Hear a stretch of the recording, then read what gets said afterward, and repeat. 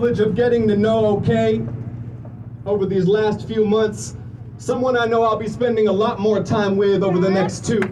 Oh yeah! Will y'all please join me in giving a warm Marietta welcome to one of the 2 next U.S. Senators to represent Georgia, Raphael Warnock.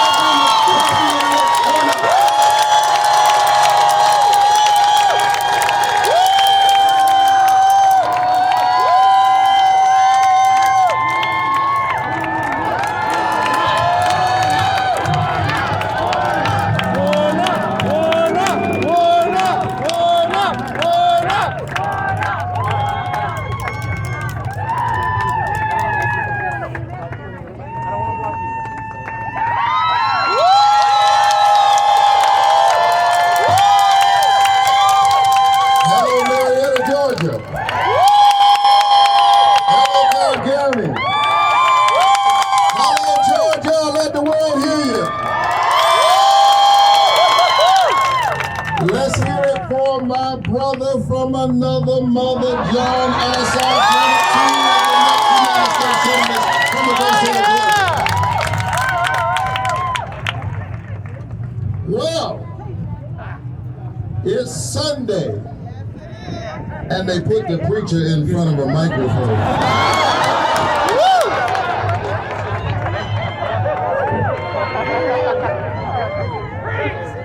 And it's been a long time since I stood in front of my congregation.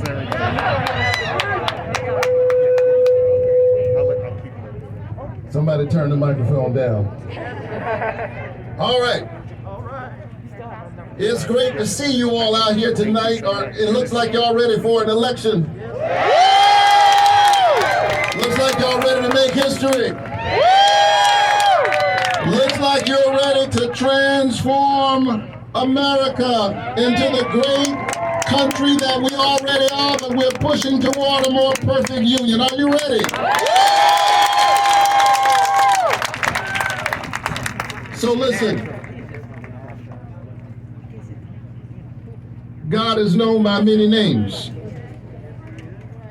worshipped in many houses.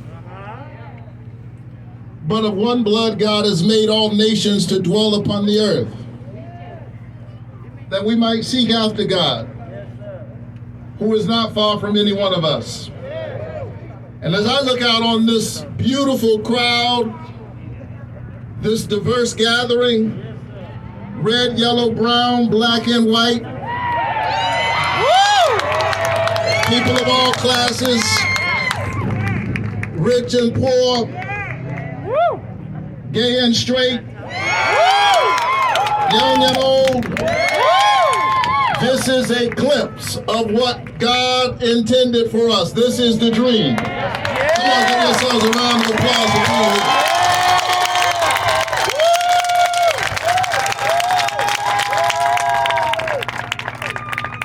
And when I say that, I want you to know that I include those who do not claim any religious tradition at all,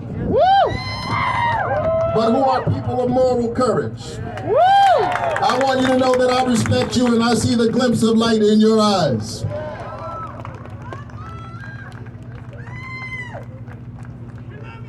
I love you back.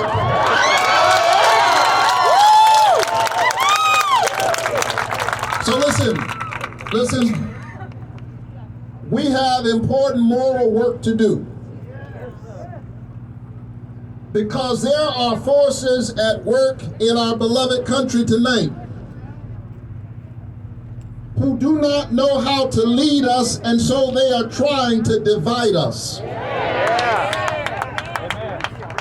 Folks who have no vision traffic in division. And so we have to stand up in a moment like this and say that we are one Georgia, we are one people, we are one America, we have one humanity.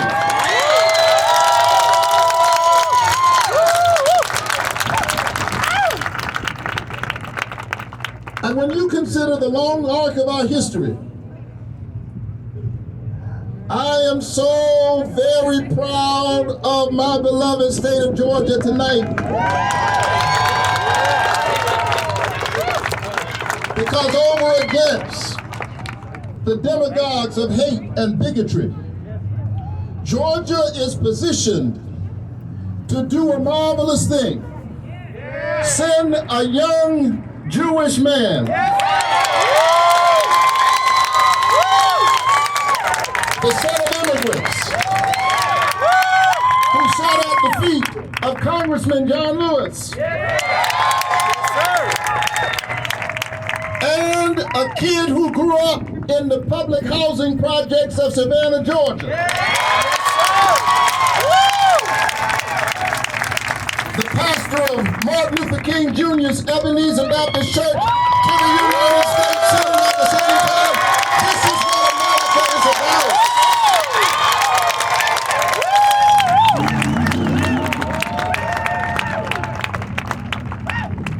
When Martin Luther King Jr. and Rabbi Abraham Joshua Heschel marched together in Selma to push us toward a more perfect union, Rabbi Heschel said that when I marched alongside Dr. King, I felt like my legs were praying. That's what we need.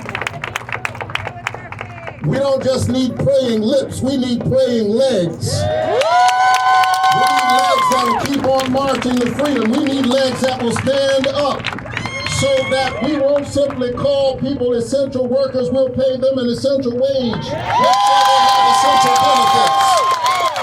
We need paying legs. We need folk who will stand up on the right side of history and say that all of God's children deserve equal protection under the law. That's who we are. We are America.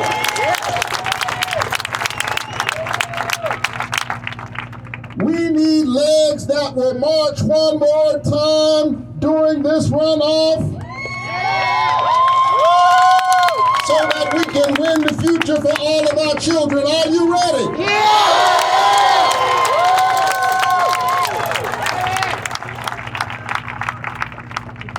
So I know it's dark.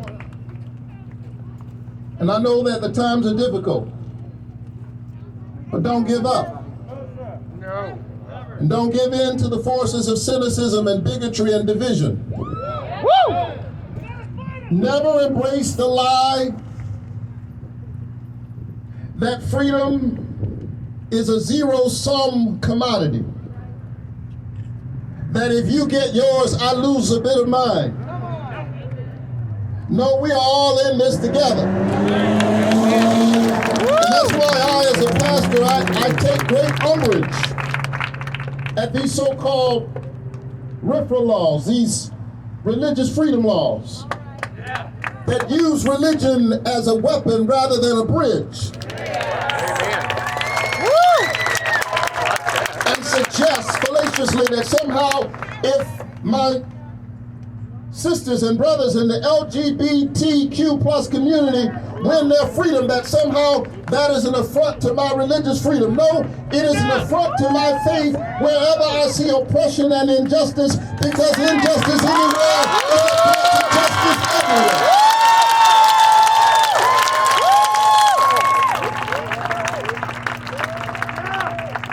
And so whatever we do, my beloved, let's stand together.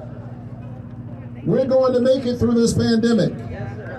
And we're not just going to survive, we're going to thrive on the other side of the pandemic, because we are America. This is what we do. We take on big challenges and we become even better.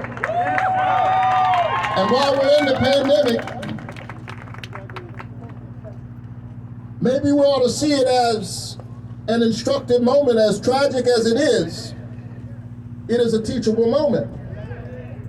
Because we should have realized before the pandemic that if my neighbor does not have health care, then I'm in trouble. Yes, sir. She may be uncovered, but I'm unprotected. If you didn't know it before the pandemic, now that we are dealing with a deadly airborne disease, my neighbor coughs, and that has implications for me. I should want that person to have health care. I should want that person to be covered so that they are taken care of and I'm protected. And that's why the forces of hatred and the demagogues of division are trying to distract us, because they can't explain why they think it's a good idea to get rid of health care in the middle of a pandemic. They can't explain why they think it's all right for our neighbors who have pre-existing conditions. 1.8 million Georgians with asthma and diabetes and hypertension and cancer and COVID, for that matter, should no longer be covered. And so they're trying to distract you, and while you're distracted, they're making their way, laughing all the way to the bank. And we found out 2 weeks ago that sometimes that bank is in Beijing. Yeah, we found that out, didn't we? And so let's stand together. I ran into a young lady the other day, and she said, "Wow, I'm so glad to meet you, Reverend. I voted for you." And I said, "Thank you." She had no idea that she had to go back again. Don't laugh, get to work.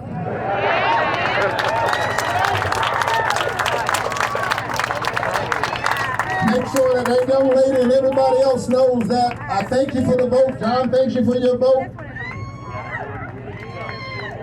But it doesn't count unless you go back. Make sure you go back so that we can lift all of us out of this darkness into a new daybreak of freedom and prosperity for this great country. We can do it. But the only way to do it is together. Every now and then I get tired. And when I get tired, I look up. I'm a man of faith.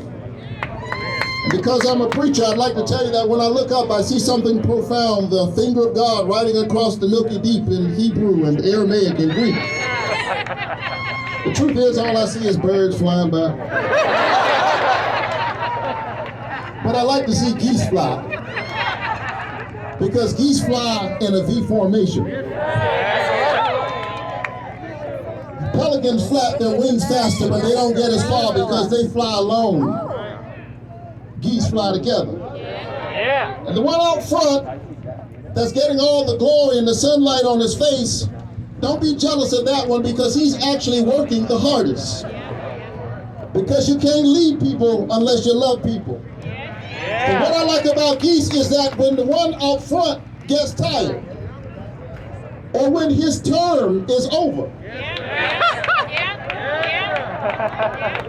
he doesn't act a fool. He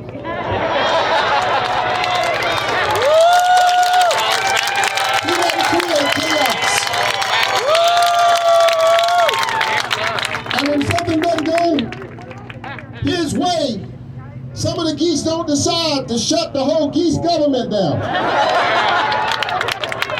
He just moves back into formation, but stays in the formation. And another goose moves into his place. And they keep flying. Because geese understand that my individual location is not as important as our collective destination. And so what we need right now is some public servants. They don't have to be brilliant, just have as much sense as a goose. And let's stay together. And let's stay together. Let's stay together. Let's struggle together. Let's play together. And together we shall overcome. God bless you. Good night.